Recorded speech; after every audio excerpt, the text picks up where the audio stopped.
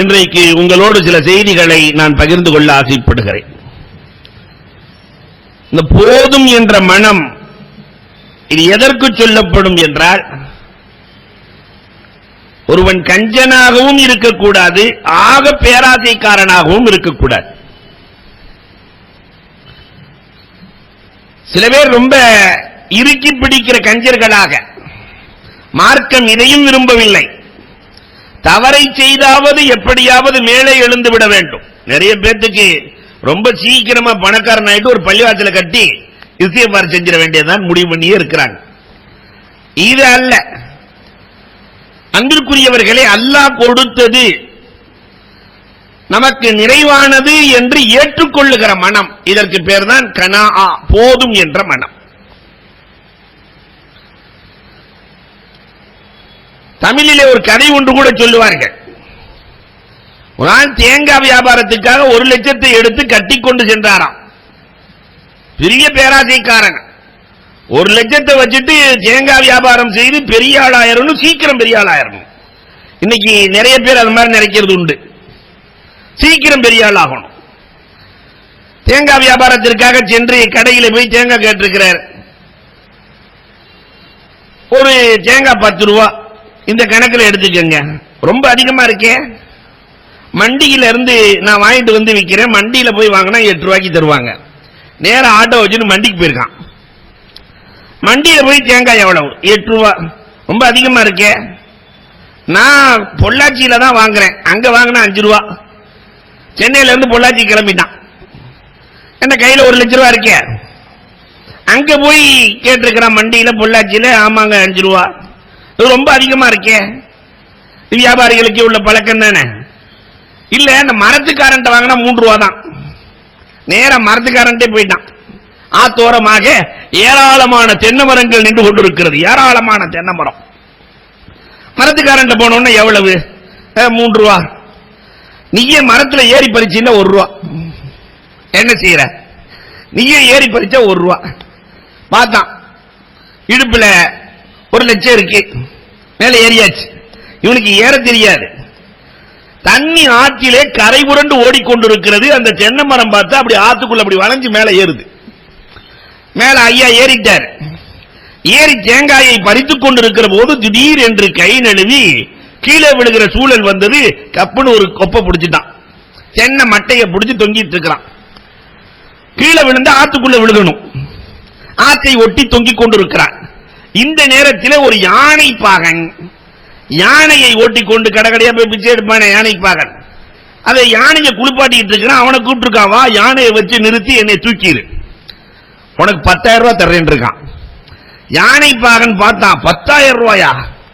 நம்ம காலம் புள்ள மாத புள்ள அலைஞ்சாலும் கிடைக்காதுன்னு சொல்லிட்டு நேரா யானை மேல ஏறி அவனை பிடிக்க, இந்த யானை இந்த தண்ணியை பார்த்து மிரண்டு யானை நகர்ந்துருச்சு. பார்த்தா மேல நின்றுட்டு இருக்கிற யானை பாகன் அவன் காலை பிடிச்சு தொங்குறான். யானை பாகன் அவன் காலை பிடிச்சு தொங்குறான். யானை பாகன் சொன்னானா 10,000 ரூபாய் தர்ற, என்னை விட்டுறாத, கைய கீய விட்டுறாத, உனக்கு 10,000 ரூபாய். தொங்கிக் கொண்டே இவன் சொன்னானாம். அப்ப 1,10,000 இருக்கான். 1,10,000 என்கிட்ட ஏற்கனவே 1 லட்சம் ஓட்டு இருந்து வர வேண்டியது ஒரு 10,000. 2 பேரும் தொங்கிட்டு இருக்கும் போது குதிரை வண்டியில ஒருத்தன் போயிருக்கா. குதிரையில அவனை கூப்பிட்டு எப்படியாவது காப்பாத்து. அவனை கூப்பிட்டு உனக்கு 10,000 தர்றேன், எப்படியாவது காப்பாத்து. அவனு ஏறி நின்று காப்பாத்தலான்னு போகும்போது அந்த தண்ணி வெள்ளத்தை பார்த்து குதிரையும் விரண்டு ஓடியது. 2வது உள்ளவன் காலை இவன் பிடிச்சிருக்கிறான். 2வது உள்ளவன் சொன்னானா, மேல இருக்கிறவனை பார்த்து விட்டுறாத, உனக்கு நான் 10,000 தர்றேன். மேல இருக்கிறவன் சொன்னானா, அப்ப எனக்கு 1,20,000 என்று சொல்ல அந்த கொப்பு 3 பேரை தாங்குமா? கீழே அந்த கொப்பு தாங்காமல் உடைந்து தண்ணீருக்குள் விழ தத்தளித்து நீச்சடிச்சு இடுப்புல இருக்கிற 1 லட்சமும் காலி. எங்க போச்சுன்னு தெரியல. மேல எந்திரிச்சு வந்து 1 லட்சமும் போனது. பொதுவாகவே இந்த ரொம்ப விவரங்கள் இருக்கிறார்களே, ரொம்ப விவரம், நிறைய சம்பாதிக்க வேண்டும் என்ற ஆசை இருக்கிறதையும் சேர்த்து விட்டுருவாங்க.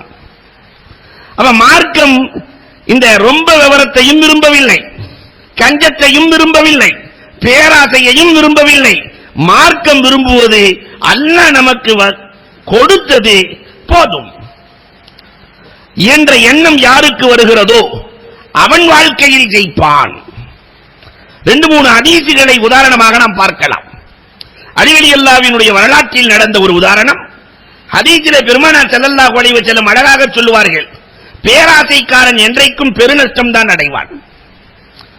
3 பேர்கள் பயணத்திலே செல்லுகிறார்கள். ஈசா அலைஹிஸ்ஸலாத்து வஸ்ஸலாத்தினுடைய காலத்தில் 3 பேர் பயணத்திலே செல்லுகிற போது ஒரு புதையல் கிடைக்கிறது. அதற்குள் பார்த்தால் எல்லாம் தங்கமாக இருக்கிறது. எல்லாம் தங்கம். நம்ம பாஷையில சொல்றதா இருந்தா இப்படி வச்சுக்கலாம், 24 கட்டி தங்க கட்டி.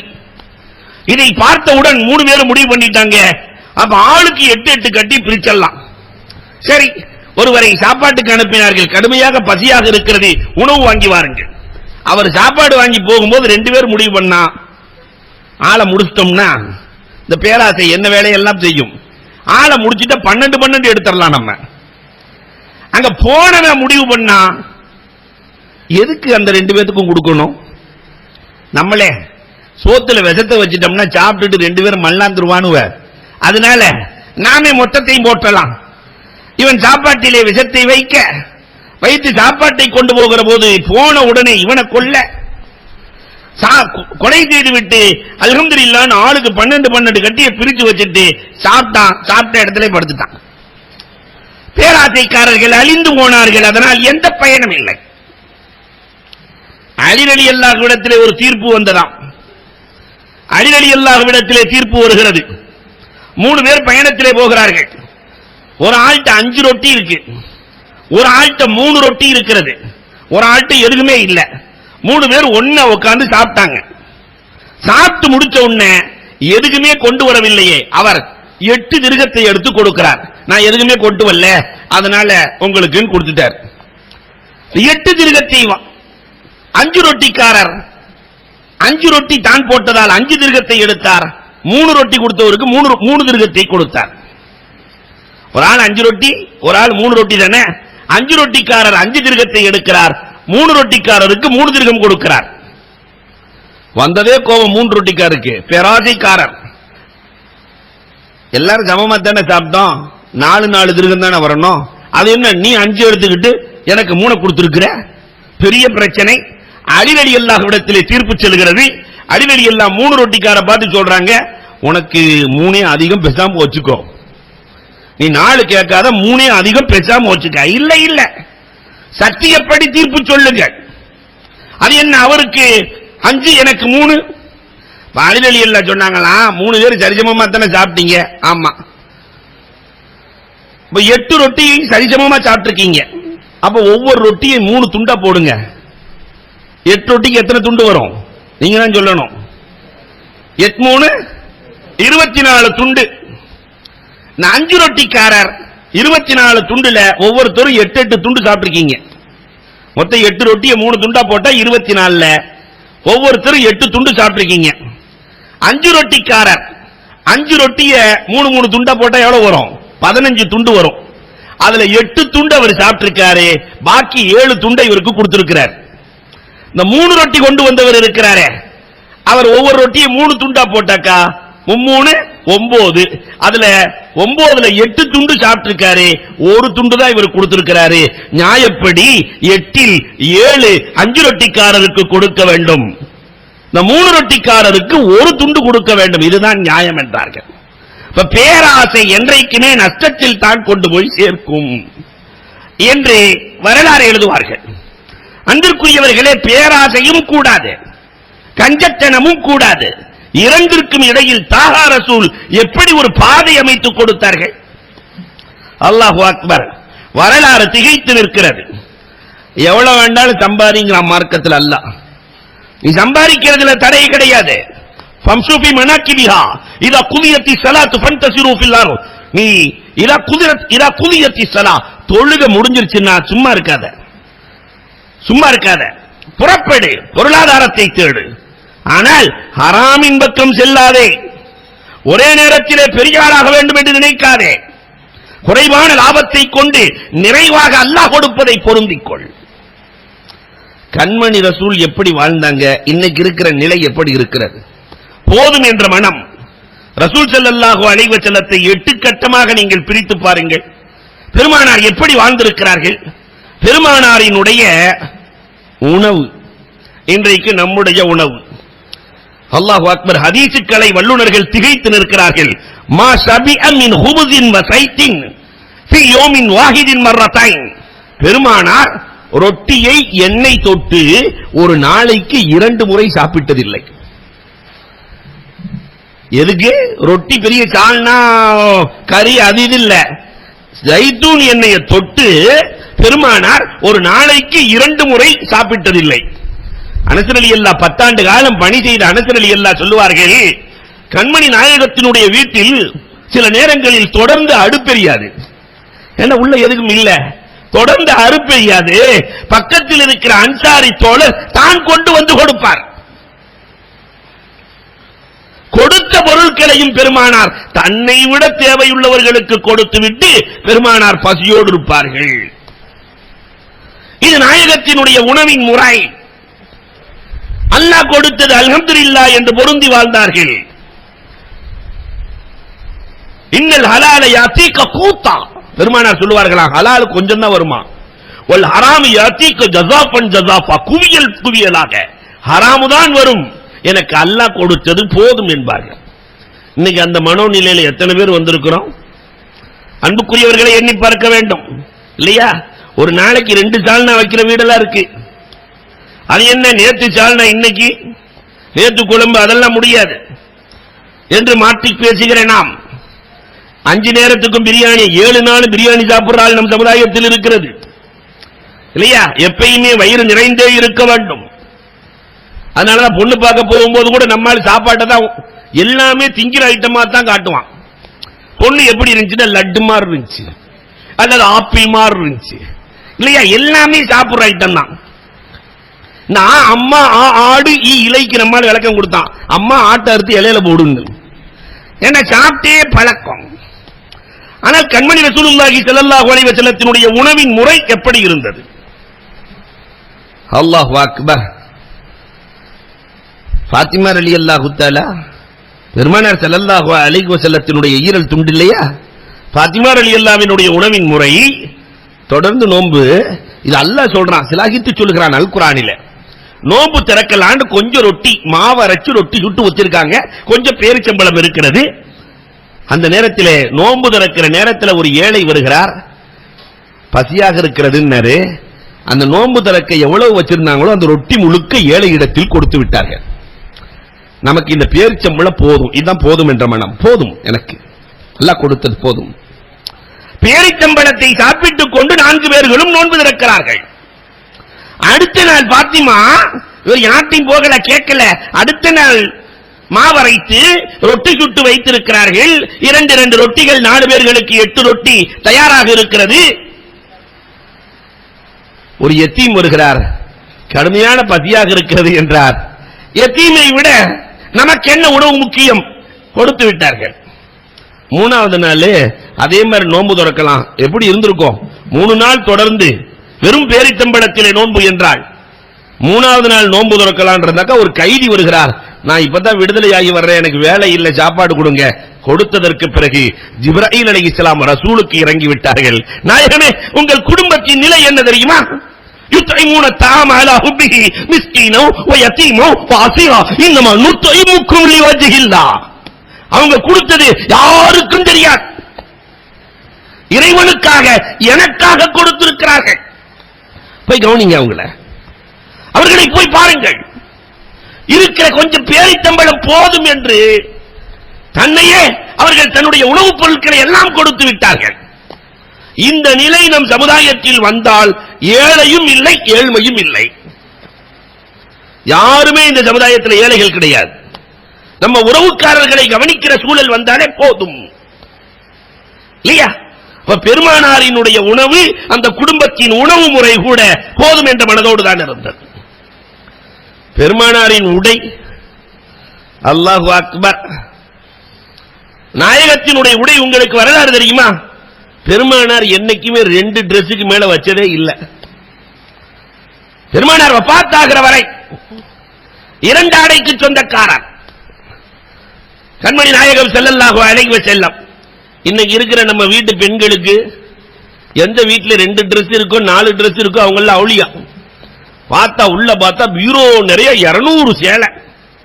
அந்த 200 சேலைக்கு கீழே பார்த்தா நம்மாளினுடைய வேட்டி தாங்கிட்டு இருக்கும். அந்த சேலைய கீழே வேட்டியை போட்டு மேல உள்ள சேலையை வச்சிடறது இல்லையா? எத்தனை டிரெஸ்ஸுக்கு சொந்தக்காரர்களாக நாம் இருக்கிறோம். இவ்வளவு இருந்தும் போதும் என்ற மனம் இல்லையே.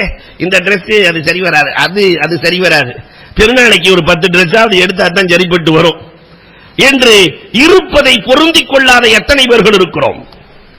தாகா ரசூலுல்லாஹ் ஒரு அழகான ஹதீஸ் தஹாவி இமாம் அவர்கள் அறிவிக்கிறார்கள். பெருமானார் ஸல்லல்லாஹு அலைஹி வஸல்லத்தினுடைய ஒட்டு ஆடையை பார்த்து ஒரு பெண்மணிக்கு பெருமானாரை பார்த்தவுடன் ஒட்டு ஆடையா தாகா ரசூலா நாம் தைத்துக் கொடுக்க வேண்டும் என்று தைத்துக் கொடுப்பதும் கூட பௌர்ணமி நிலவில் கொடுக்க வேண்டும், பெருமானார் போட்டு வர வேண்டும், பெருமானார் அழகா பௌர்ணமி நிலவு அழகா என்று காண வேண்டும். நமக்கு எவ்வளவு ஆசை. நம்ம ஆடையெல்லாம் தச்சாச்சு, பெருமானாருக்கு கொடுத்து பௌர்ணமி நிலவு அன்று கொடுத்து பெருமானார் அன்பளிப்பு கொடுத்தால் அதை பயன்படுத்தி காட்டுவார்கள். சில பேர் அன்பளிப்பை உதாசீனப்படுத்துபவர்கள் இருக்கிறார்கள். பெருமானார் அப்படி அல்ல. அந்த பழைய ஆடையை கழட்டி வச்சுட்டு புது ஆடையை போட்டுட்டு வர்றாங்க. பழைய ஆடை பெருமானார்ட்ட இருந்தது அவ்வளவுதான். புதிய ஆடையை போட்டுக் கொண்டு வருகிற போது சஹல் ரலியல்லாஹு தஆலா நாயகமே இந்த ஆடை அழகாக இருக்கிறது, பெருமானார் அல்ஹம்துலில்லாஹ் என்றார்கள். இந்த ஆடை எனக்கு வேண்டும் என்று கேட்டுவிட்டார். இந்த ஆடை எனக்கு வேண்டும். நம்ம நல்ல டிரெஸ் போட்டுட்டு போயிட்டு இருக்கும் போது ஒருத்தர் வந்து டிரெஸ் நல்லா இருக்கு அல்ஹம்துலில்லாஹ் இது எனக்கு வேணும்னா, நேற்று வரைக்கும் நல்லா தானே இருந்த, என்ன ஆச்சு, பாகாயத்தை கூட்டு போக்குமா கீழ்பாக்கத்தை கூட்டு போவோமான்றுவோம். ஆனால் தாகா ரசூலுல்லாஹி ஸல்லல்லாஹு அலைஹி வஸல்லம் அந்த ஆடையை கலட்டி கையிலே கொடுத்து விட்டு பழைய ஆடையை அணிந்து கொண்டார்கள். அந்த பெண்ணின் மனம் உடைந்து போனது. நேரா சஹல் ரலியல்லாஹு வர்றாங்க, நான் வேற டிரெஸ் தச்சு தந்துடுறேனே, பெருமானாருக்கு அதை கொடுத்துருங்களேன். இல்ல முடியாது, நான் காசு தர்றேனே, பெருமானாருக்கு அந்த ஆடையை கொடுத்துருங்களேன், நான் அழகு பார்த்த ஆடை இல்லையா, பௌர்ணமி நிலவு பெருமானாருக்கு முன்னால் தோற்று போன ஆடை இல்லையா, கொடுத்துருங்களேன். முடியாது. முஆத் இப்னு ஜபல் ரலியல்லாஹு வருகிறார்கள். சஹல் என்ன காரியம் செய்திருக்கிறீர்கள்? ஆசையாக அந்த பெண்ணுக்கு கொடுத்த அந்த பெண் கொடுத்த ஆடையை நீங்கள் இப்படி வாங்கிக் கொண்டீர்களே. சஹல் ரலியல்லாஹு சொன்னாங்க, இல்ல பெருமானார் ஸல்லல்லாஹு அலைஹி வஸல்லம் என்ன பார்த்து சொன்னாங்க, என்ன கொஞ்ச நாள்ல நீ மௌத்தாயிருவேன்னு சொன்னாங்க. இஷாராவா?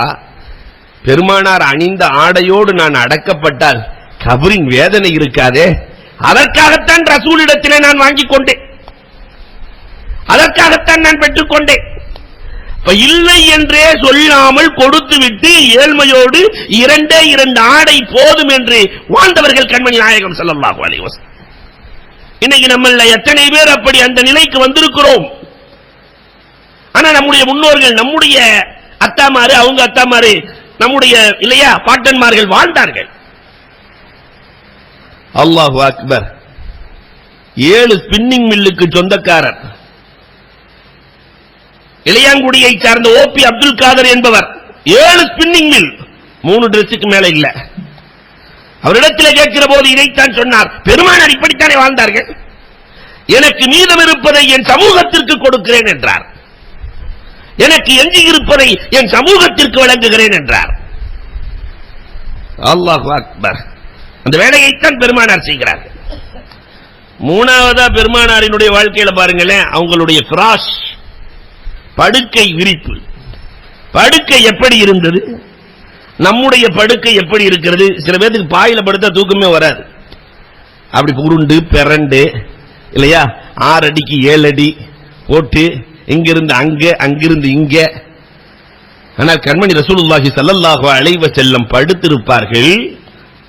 நிறைய வரலாறுகள் வருகிறது. அவங்களுடைய ஹசீர், அந்த பாயினுடைய சுவடு அந்த செவந்த மேனியில், பெருமானாரின் செவந்த மேனியில் பட்டிருக்கும். உள்ளத்திலே கலக்கமும் அச்சமும் இல்லாத உமரே ஃபாரூக் ரலியல்லாஹு அழுவார்களாம்.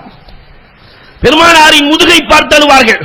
ஈருலக சக்கரவர்த்தி நீங்கள், நீங்கள் நினைத்தால் நாயகமே அல்லாஹ் ரப்பல் ஆலமீன் எதையும் உங்களுக்கு தருவான். அப்படி உடம்பெல்லாம் அழுந்துற அமைப்புல நீங்க வாழ்ந்துட்டு இருக்கிறீங்களே நாயகமே, உங்களுடைய பாய் கூட பழைய பாயாக இருக்கிறது நாயகமே. பெருமானார் ஸல்லல்லாஹு அலைஹி வஸல்லம், என்ன உமர், மா அன இல்லா பிராக்கின் ஃபி துன்யா, துன்யாவுல நான் யார் தெரியுமா, ஒரு பயணி, வாகனிக்கக்கூடியவன். இந்த வாகனிக்கக்கூடியவன், குதிரையிலே போகக்கூடியவன். யஸ்தவில்லு தஹ்த ஷஜரா, மரத்துக்கு கீழே கொஞ்சம் ஓய்வு விடுவான், பிறகு கிளம்பிடுவான். அதே மாதிரி தான் துன்யாவுல கொஞ்சம் ஓய்வு. இந்த ஓய்வுக்கு இது போதும் உமரே, இந்த ஓய்வுக்கு இது போதும் உமரே, என் சமூகத்தை நான் தூக்கி பிடிக்க வேண்டியிருக்கிறது சொன்னார்களே. அவங்களுடைய ஃபிராஷ், அதை அவர்கள் போதும் என்ற மனதோடு ஏற்றார்கள். இன்னைக்கு எத்தனை பேர் இதை ஏற்றிருக்கிறோம்? அன்புக்குரியவர்களை எண்ணி பார்க்கிறோம். இந்த படுக்கை விரிப்பு, அந்த மெத்தையை போடுற கவரே ஆயிரக்கணக்கில் இருக்கு, நூற்றுக்கணக்கிலே, டஜன் கணக்கிலே வீடுகளில் இருக்கிறதா இல்லையா? உமன் நபிகள் கோமானினுடைய வீடு, அல்லாஹு அக்பர். பெருமானார் மதீனாவுக்கு போறாங்க. மதீனாவிற்கு போன நேரத்திலே பெருமானார் ஏழ்மையோடு தானே மதீனாவிற்கு சென்றார்கள். ஏழ்மையோடு மதீனாவிற்கு செல்லுகிற போது பெருமானார் ஸல்லல்லாஹு அலைஹி வஸல்லம் ஒரு 10க்கு 10 அளவு வீடு, அவ்வளவுதான். அதுவும் அபூபக்கர் ரலியல்லாஹு வாங்கி கொடுக்கறாங்க. 10க்கு 10 ஆயிஷா ரலியல்லாஹுக்கு வாங்கி கொடுத்து அதை பெருமானாருக்கு கொடுக்கப்பட்ட அந்த வீடு, பெருமானார் ஸல்லல்லாஹு அலைஹி வஸல்லம் உள்ளே நுழைந்து கைபர் போர்க்களம் வருகிறது, ஹிஜ்ரி 6. கைபர் வெற்றிக்கு பிறகு எல்லா சஹாபியுமே லட்சாதிபதி, எல்லாம் லட்சாதிபதி. நேற்று வரை ஏழையாக இருந்தவர்கள் கைபருக்கு பிறகு லட்சாதிபதி ஆகிவிட்டார்கள். அல்லாஹு அக்பர். ஆனால் பெருமானார் ஸல்லல்லாஹு அலைஹி வஸல்லம் அவர்கள் வஃபாத்தாகிற வரை அந்த வீட்டில் தானே இருந்தார்கள். பெருமானாரினுடைய வீடு மாறவே இல்லையே, அதே 10க்கு 10 தானே. வெற்றி மேல் வெற்றி, பொருள்கள் மேல் பொருள், பொருள்கள் மேல் வருகிறது. ஆனால் பெருமானார் எனக்கு இது போதும். இப்படி ஒரு தலைவனை உலகம் பார்த்திருக்கிறதா? எம்சி ஆனவனுமே கோடீஸ்வரன் ஆயிரலாம். வெறும் முனிசிபல் கவுன்சிலர், நேற்று வரைக்கும் மஞ்சப்பையோடு அலைஞ்சார் முனிசிபல் கவுன்சிலர். இன்னைக்கு பார்த்தா அந்த பொறுப்பு வந்தோன்னு அவன் பார்த்தா 2-3 வருஷத்துல கோடீஸ்வரனா இருக்கான். எம்எல்ஏ ஆயிட்டாக்கா ஒரு தெருவையே வாங்கிடுறான், எம்பி ஆயிட்டா ஊரையே வாங்கிடுறான் இல்லையா? அவர் முன்னாள் எம்பி, அதனால் இவருக்கு 3 ஊர் சொந்தம் என்று சொல்லுகிற அளவிற்கு இன்றைக்கு சமூகத்தில் நடந்து கொண்டிருக்கிற இந்த தலைவர்களின் வரலாறுகள் எங்கே? தாஹா ரசூலுல்லாஹ் எவ்வளவு போதும் என்ற மனதோடு வாழ்ந்தார்கள். இதையெல்லாம் எனக்கு போதும், என் உம்மத்துக்கு வேணும், என் சமூகத்திற்கு தேவை. கொடுத்தார்களே தாஹா. சமூகத்துக்கு எப்படி கொடுத்தாங்க தெரியுமா? தான் போதும் என்ற மனதோடு வாழ்ந்தார்கள். சஃப்வான், இந்த ஹதீசுகளை எல்லாம் நாம் ஆய்வு செய்ய வேண்டும். ஹுனைன் போர்க்களம், ஃபத்ஹ் மக்காவுக்கு பிறகு, ஃபத்ஹ் மக்கா, மக்காவின் வெற்றி ஹிஜ்ரி 8, பெருமானார் மதீனாவுக்கு சென்று 8வது வருடம் மக்கா வெற்றி நடக்கிறது. இந்த மக்கா வெற்றியின் போது சஃப்வான் ஓடி ஒளிகிறார். காரணம், நிறைய சஹாபிகளை கொன்று குவித்தவர். சஃப்வான் ஓடி ஒளிகிறார். உமர் ரலியல்லாஹுக்கு சஃப்வானுக்கு நெருக்கம், நண்பர்கள். உமர் ரலியல்லாஹு ரசூலுல்லாஹ்ட்ட கேக்குறாங்க, நாயகமே அந்த சஃப்வானுக்கு கொஞ்சம் அடைக்கலம் கொடுக்க வேண்டும் நாயகமே. எந்த சஃப்வான்? என் பிலால் பாங்கு சொல்லுகிற போது கருங்குரங்கின் சப்தம் என்று சொன்ன சஃப்வானா? பெருமானார் கேட்கிறார்கள், என் பிலால், அந்த சஃப்வான் தான் நாயகமே, நீங்கள் அடைக்கலம் அளிக்க வேண்டும். பெருமானார் ஸல்லல்லாஹு அலைஹி வஸல்லம் உமர் ரலியல்லாஹு கேட்கிறார்களே என்பதற்காக அடைக்கலம் அளிக்கிறார்கள். நேரா உமர் ரலியல்லாஹு போனாங்க. சஃப்வான் வா. சஃப்வான் சொல்றாரு, இந்த வேலையெல்லாம் வேணாம், கொண்டு போய் என்னை கொலை செஞ்சிருவீங்க, நான் பல பேர்த்த போட்டிருக்கிறேன், கொண்டு போய் என்னை கொலை செய்யறதுக்காக போறீங்க. இல்ல, ரசூலுல்லாவின் தலப்பாகையை கொண்டு வந்திருக்கிறேன், உனக்கு அடைக்கலம் உண்டு. உமர் ரலியல்லாஹு என்ன சொல்லியும் சஃப்வான் வர்ற மாதிரி தெரியல. உமருக்கே ஒரு பாணி இருக்கு, வரலன்னு சொன்ன உடனே கைத்து எடுத்து கட்டினாரு, தோல்ல தூக்கி போட்டு கொண்டு வந்துட்டார். ஆளை தூக்கி தோல்ல போட்டு கொண்டு வந்து ரசூலுல்லாஹ்வுக்கு முன்னாடி நிறுத்துறார். அந்த சஃப்வானினுடைய நெஞ்சில எவ்வளவு தில்லு தெரியுமா? முஹம்மதே, என் உயிர் போனாலும் ஈமான் கொள்ளுவேன் என்று மட்டும் நினைக்க வேண்டாம், உம்மை நபியாக ஒரு காலமும் ஏற்றுக்கொள்ள மாட்டேன். இந்த இடத்திலே என் உயிர் போனாலும் பரவாயில்லை, நாம இருந்தா என்ன செய்வோம்? பெருமானார் ஸல்லல்லாஹு அலைஹி வஸல்லம் உமர் அலி உனக்கு அடைக்கலம் அளித்தார். அடைக்கலம் 6 மாதம் ஹுனைன் போர்க்களத்தில் வெற்றி பொருள் மலை போன்று குவிந்திருக்கிறது. வெற்றி பொருள் மலை போன்று குவிந்திருக்கிறது. சஃப்வான் அப்படி பார்த்துக்கிட்டே இருக்கிறாரு. போருக்கு போன இஸ்லாமியர்கள் சஹாபிகள் இருக்கிறார்கள். எதிரி சஃப்வான் பார்த்துக் கொண்டிருக்கிறார். இதை பார்த்த தாஹா ரசூலுல்லாஹ் சஃப்வானை பார்த்து சொன்னார்கள், தன் வாழ்க்கையில் எதையுமே அனுபவிக்காத நாயகம் சஃப்வானை பார்த்து சொன்னார்கள், சஃப்வான் இதையே பார்த்துக் கொண்டிருக்கிறாயே, மலை போன்று குவிந்திருக்கிற பொருளை உனக்கு எவ்வளவு வேணுமோ எடுத்துக்க, மிச்சத்தை என் தோழருக்கு பிரித்து தருகிறேன். இது முழுவதும் வேண்டுமானாலும் உனக்கு நீ எடுத்துக் கொள்ளலாம், எவ்வளவு வேண்டுமோ எடுத்துக்கொள். சஃப்வான் நடக்கவில்லை. சாயில நபி நபியின் பக்கம் விரைந்து வந்தார், கட்டி அணைத்தார். ஒரு நபியை தவிர இந்த வார்த்தையை உலகத்தில் யாரும் சொல்ல முடியாது. தனக்கும் தன் தோழர்களுக்கும் தேவை இருக்கிற போது அனைத்தையும் நீ வைத்துக் கொள் என்று சொல்லுகிற ஆற்றல். அஷ்ஹது அல்லா இலாஹ இல்லல்லாஹ் அன்னக ரசூலுல்லாஹ் என்று ஏகத்துவத்தை சஃப்வான் ஏற்றார். வரலாறு பேசு. பெருமானார் அள்ளி கொடுத்தார்கள். பஹ்ரைன்ல இருந்து வந்த மாதிரி ஒரு வெற்றி பொருள் உலகத்தில் எப்பயுமே வரல. பெருமானாருக்கு வரல, பெருமானாரி வஃபாத் வரைக்கும் வரல. பள்ளிவாச மஸ்ஜிது நபி, அதை ஒட்டி ரசூலுல்லாஹ்வுடைய வீடு, ரசூலுல்லாஹ்வுக்கு வீட்டுக்கு வெளியில காம்பவுண்ட், காலி இடம் உகது மலை மாதிரி குமிஞ்சிருச்சான், ஒரு குன்று மாதிரி குமிஞ்சிருக்கிறது. பஹ்ரைனில் இருந்து வந்த பொருள். இமாம் புகாரி திகைப்போடு எழுதுகிறார்கள். போன சஹாபி வந்த சஹாபிக்கெல்லாம் உனக்கு எவ்வளவு வேணுமோ எடுத்துட்டு போ, உனக்கு எவ்வளவு வேணுமோ எடுத்துட்டு போ. இப்படி சொன்ன தலைவர் உண்டா? ஒரு கிராமவாதி சொல்லிட்டு எடுத்துட்டு போனாராம்.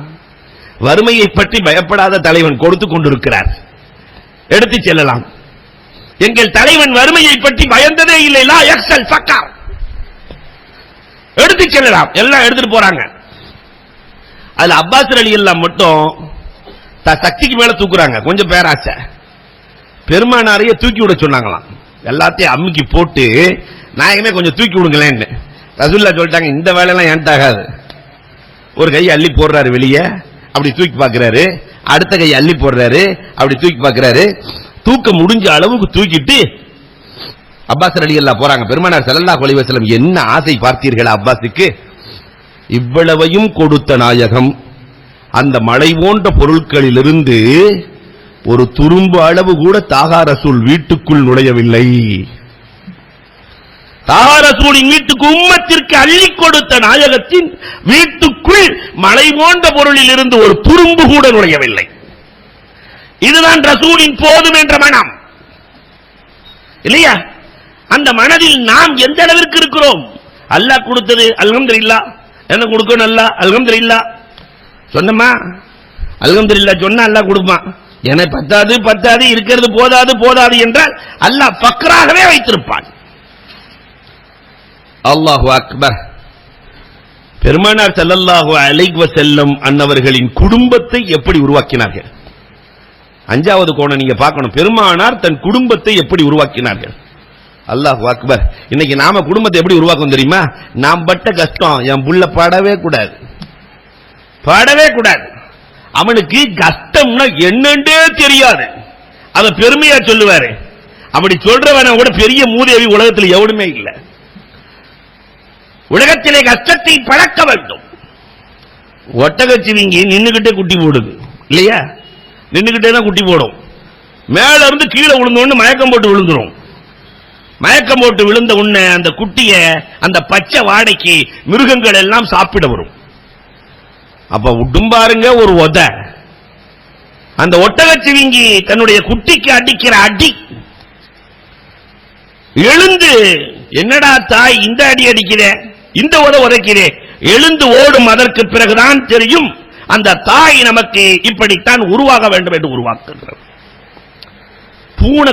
பூனை புள்ள வளர்க்கிற மாதிரி கூட நாம வளர்க்கலையே. பூனை குட்டியை பாருங்க, குட்டி போட்ட உடனே முதல் நாள் எலிய சாகடிச்சு கொண்டு வந்து போடும், சாப்பிட்டுக்கொண்டு. ரெண்டாவது நாள் அந்த வேலையை செய்யாது. பாதி உயிர் இருக்கும், பாதி துடிச்சுட்டு இருக்கும். மற்ற வேலையை நீ பாருங்க, நீ அடிச்சு நீ சாப்பிடு, மற்ற வேலையை நீ பாரு. ஏன்னா அதை விட்டு ஓடிடவும் கூடாது, குட்டி துரத்த முடியாது. பாதி வேலையை பார்த்து மீதி வேலையை அது கூடும். மூணாவது நாள் வேட்டைக்கே கூட்டிட்டு போயிடும். வா நீ வா போலாம், எப்படி வேட்டையாடுறேன்னு பாரு வா. ஒரு சில நாட்களில் அதனால அஜர்த்து மூணாவது நாள் சொல்லிட்டாருன்னு கரெக்டா போய் ஒவ்வொரு நாள் இது நடக்குதா அப்படின்னு அஜர்த்து 3வது நாள்னு சொல்லி இருக்கிறாரு. முதல் நாள் இது, 2வது நாள் இது இல்ல, கொஞ்சம் கொஞ்ச நாள்.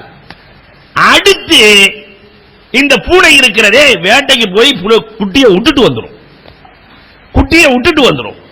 ஆனா நாம மட்டும்தான் சாகுற வரைக்கும் சுமக்கிற ஆள் யாருன்னா நம்மால் மட்டும்தான். என் புள்ள கஷ்டப்படக்கூடாது, என் புள்ள கஷ்டப்படக்கூடாது, என் புள்ள எதுவும் செய்யக்கூடாது என்று நினைத்துக் கொண்டிருக்கிற இந்த சூழலில் அல்லாஹு அக்பர், கண்மணி ரசூலுல்லாஹி ஸல்லல்லாஹு அலைஹி வஸல்லத்தினுடைய வரலாறுகளை பார்க்கிறோம். உலகத்தில் இருக்கிற எல்லா ஜீவராசிகளுமே பிள்ளைகளுக்கு கஷ்டத்தை தான் பழக்கும். நீங்க கழுக பார்த்திருக்கீங்களா? அது குஞ்சு பொறிச்சு லேசா ரெக்க முளைக்கும் போது கீழே தள்ளிரும், மேல கூடு கட்டி கீழே தள்ளிரும்.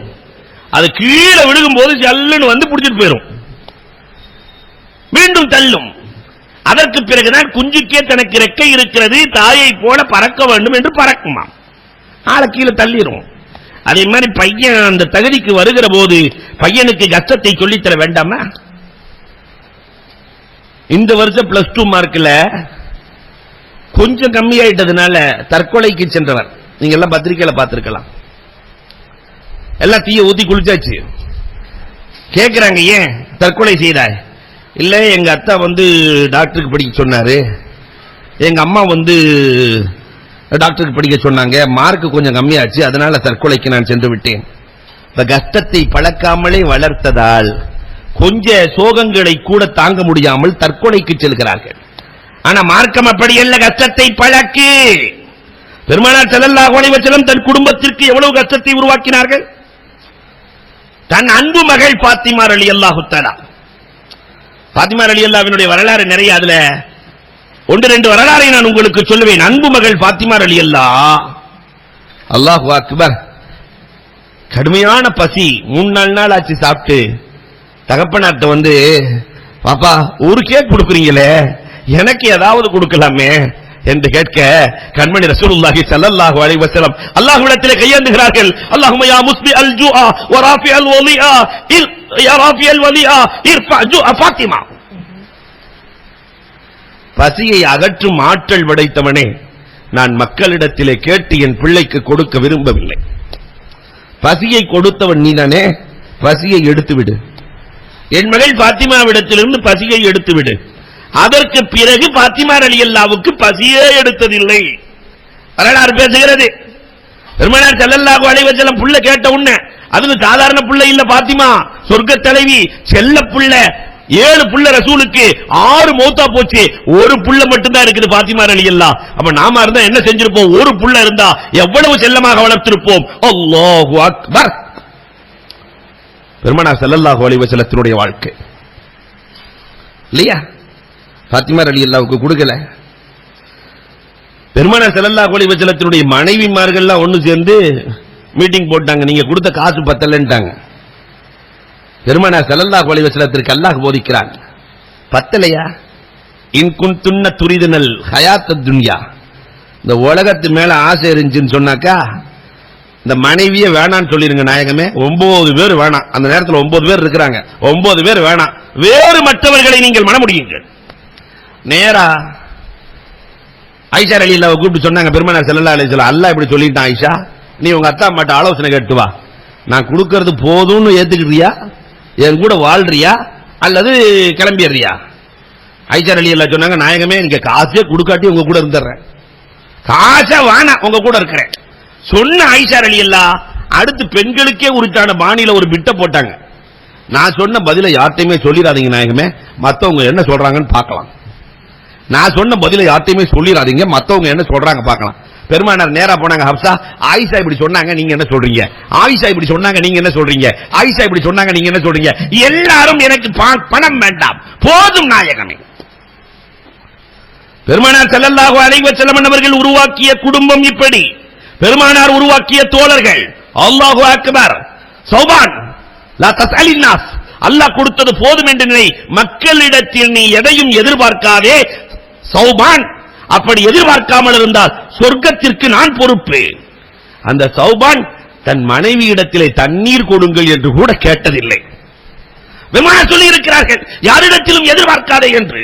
ஆனால் நான் செய்து கொள்கிறேன், சாட்ட கீழே விழுந்துச்சுன்னா அவங்களே எடுப்பாங்களாம், கஅப் இப்னு உஜ்ரா ரலியல்லாஹு தஆலா வருகிறார்கள், நாயகமே சொர்க்கத்தில் நான் உங்களோடு இருக்க வேண்டும், அதற்கு என்ன செய்ய? பெருமானார் சொன்னார்கள், குன் கண்ணான் தக்குன அனன்னாஸ், குன் கண்ணான், நீ போதும் என்ற மனதோடு வாழ், சொர்க்கத்தில் என்னோடு இருப்பாய். உனக்கு அல்லாஹ் கொடுத்தது போதும், அல்ஹம்துலில்லாஹ், நீ நினை சொர்க்கத்தில் என்னோடு இருப்பாய். பெருமானார் நடத்திய அரசாங்கம் போதும் என்ற மனதோடு தானே நடத்தினார்கள். அல்லாஹு அக்பர், எனக்கு போதும், இந்த உம்மத்துக்கு வச்சுக்க. 4 ஆடு கேட்டு வர்றார் ஒரு கிராமவாசி, இமாம் புகாரி அறிவிப்பார்கள். பெருமானார் வாழ்ந்து கூட்டு போவாங்க, 4 ஆடா, இதோ 2 மலைகளுக்கு இருக்கிற இடையில் இருக்கிற மந்தையை வைத்துக் கொள் என்பார்கள். அவர் நினைச்சு வந்தது 4, ஆனா மந்தையை கொடுத்த நாயகம் வீட்டிலே பசி வாடியது. 4000 ஆட்டை கொடுத்த நாயகத்தின் வீட்டில் பசி. தன் தோழர்களை எப்படி உருவாக்கினார்கள்? ஆயிஷா ரலியல்லாஹுவுக்கு மாவியார் ரலியல்லாஹு 1 லட்சம் திரகம் கொடுத்து அனுப்புறாங்க. காலையில 1 லட்சம் திரகம் வருது. அந்த ஆயிஷா ரலியல்லாஹு, நமக்கெல்லாம் அப்படி வந்தா என்ன செய்வோம்? அம்புட்டு லாக்கர் ஈக்கர் எல்லாம் போட்டு மூடி, சில அரசியல்வாதி வீட்டை தோணுனா எங்க தோணுனாலும் பணமா வருது, எங்க தோணுனாலும் பணமா வருது. ஆயிஷா ரலியல்லாஹு காலையில இருந்து பரீரா ரலியல்லாஹு வச்சு எல்லாத்துக்கும் சப்பலை. மகரிபுக்குள்ள எல்லா காசும் முடிஞ்சு. பரீரா சொன்னாங்க, ஐசா நீங்க நோன்பு வச்சிருக்கீங்க, வீட்டுல நோன்பு திறக்க ஒண்ணும் இல்லைன்னாங்களாம். நீங்க நோன்பு வச்சிருக்கீங்க, நோன்பு திறக்க ஒண்ணும் இல்ல, 1 லட்சத்தை அள்ளி விட்டாச்சு, நோன்பு திறக்க ஒண்ணும் இல்ல. ஐஷா ரலியல்லாஹு சொன்னாங்களா, சொல்லி இருந்தா கொஞ்சம் எடுத்து வச்சிருக்கலாமே. அப்ப நாளைக்கு என்று பார்க்காமல் நாளையை ரப்பு பார்த்துக் கொள்ளுவான், இறைவன் கொடுத்தது போதும் என்று வாழ்ந்தார்கள். தாபிஈன்கள் போதும் என்று வாழ்ந்தார்கள். உமர் இப்னு அப்துல் அஜீஸ் ரஹ்மத்துல்லாஹி தஆலா ரொம்ப அழகான வரலாறு சொல்லுவாங்க. இதை சொல்லி நான் நிறைவுக்கு வருகிறேன். உமர் இப்னு அப்துல் அஜீஸ் மௌத்தா போகும்போது 13 பிள்ளைங்க, 11 திர்ஹம், நாட்டின் அரசர். 13 பிள்ளைகளுக்கு அவர் விட்டுட்டு போனது 11 திர்ஹம். என்னங்க 11 திர்ஹத்தை விட்டுட்டு போறீங்க? என் பிள்ளைகள் சாலிகான பிள்ளைகள், நல்லவர்களை விட்டு செல்லுகிறேன், அவர்கள் நல்ல தன்மை இருப்பதால் பிழைத்துக் கொள்வார்கள். நல்லவனா இருந்தாக்கா அத்தா காசு தான் வேணுங்கிற அவசியம் இல்லை, தானே எந்திரிச்சிருவான். அதே நேரத்திலே என் பிள்ளைகள் கெட்டவர்களாக இருந்தால் கெட்டவர்களுக்காக நான் கொடுத்து விட்டு, அழகாக சொன்னார்கள் உமர் இப்னு அப்துல் அஜீஸ். சில பேர்கள் உலகத்தில் வாழ்வார்கள், பெருமானார் சொல்லி இருக்கிறார்கள், உலகத்திலே ஏழ்மையின் வாழ்க்கை வாழ்வார்கள், ஆனால் அல்லாஹ்விடத்திலே பணக்கார கணக்கு கொடுக்க வேண்டியிருக்கும்.